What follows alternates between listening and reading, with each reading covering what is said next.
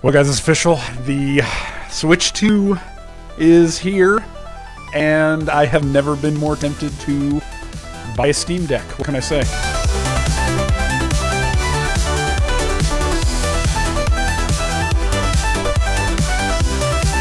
So as I'm sure everybody knows, the Switch 2 has been announced, and it's here. We've got details. Oh, baby, do we have details.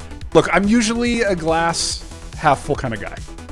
You know me, I know you, I know that you know me. But this was the Direct, the Nintendo Direct was buck wild. It was buck wild, okay? The accessories. The two things that were coming out of this with, number one, the camera, the new camera. I mean, this is kind of cool.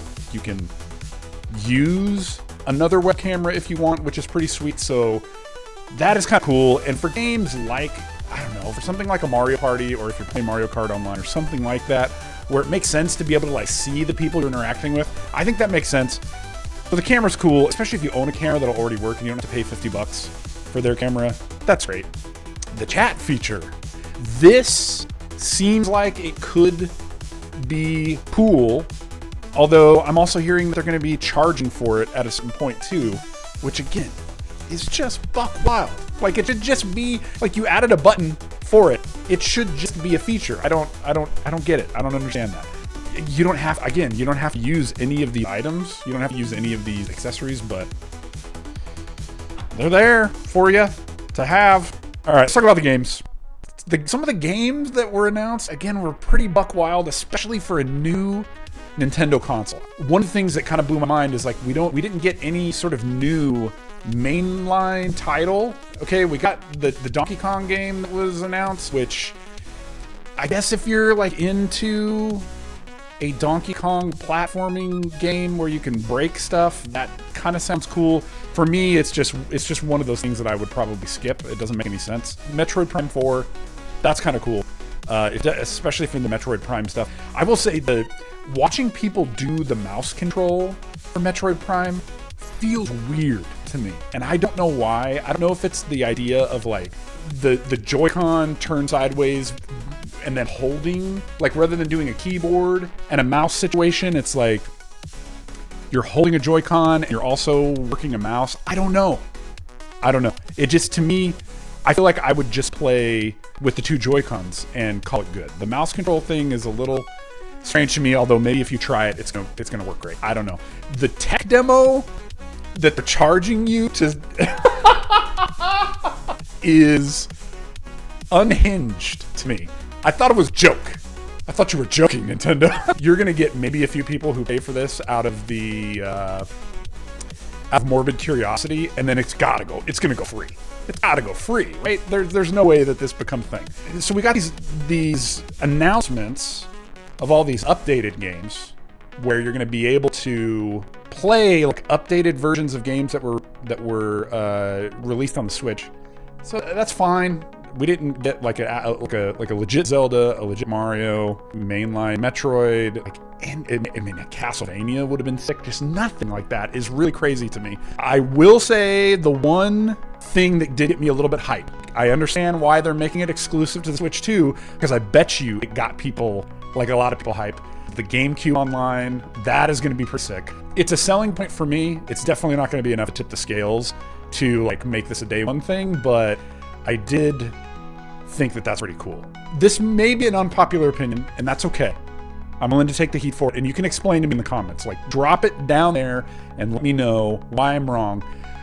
I don't necessarily understand the hype for a new Mario Kart game. I've played Mario Kart 8, and it's good. Like, it's fine. It's great. It's something I like to pick up and play, but it's not like, oh man, a new Mario Kart? That's it. I gotta get this. There's people who are like so into Smash, and maybe that's kind of what it is like if you're super into Smash and they announce a new Smash, you're ready to smash. Mario Kart World is such a strange concept to me, because it sort of feels like Nintendo's answer to like GTA or something. Because like if you can drive anywhere and get out of the cart and then run around and interact with people, and it's almost like, I don't know, Far Cry or something, where it's like this crazy big map that you can, or like GTA where you can like interact with the world, that's one thing. But this idea of just like you're able to get into the go-kart and drive anywhere that you can see while staying in the go-kart, I don't know, man. Especially for the price tag. You know, I'm hearing $80 and maybe like $90 for a physical copy. Help me understand. Somebody, please help me understand. So dang it, dude. And then the price. Let's talk about the price. Where I feel like I'm gonna eat a little bit of crow here, because in a recent video and on my stream, I was talking about how like we shouldn't be complaining because of game prices, you know, and responding to my retro life. I do think it's kind of a little bit of a glass half empty scenario, but I just think, man, we have so much to be grateful for. And how, you know, games nowadays, yeah, all that good stuff. I think for me, here's what it comes down to. Nintendo consoles, probably since the Wii, there's always been kind of like two selling points for me personally. One is that they were, I feel like, and I could be wrong here, I may need to go back and research a little bit, but I always feel like the new Nintendo console was a little bit cheaper than whatever Xbox and PlayStation were doing. It was also geared towards experiences, and they weren't in such a rush to like push out new hardware. It was more about like what sort of next step can they take with the console, I guess, is what I'm thinking here.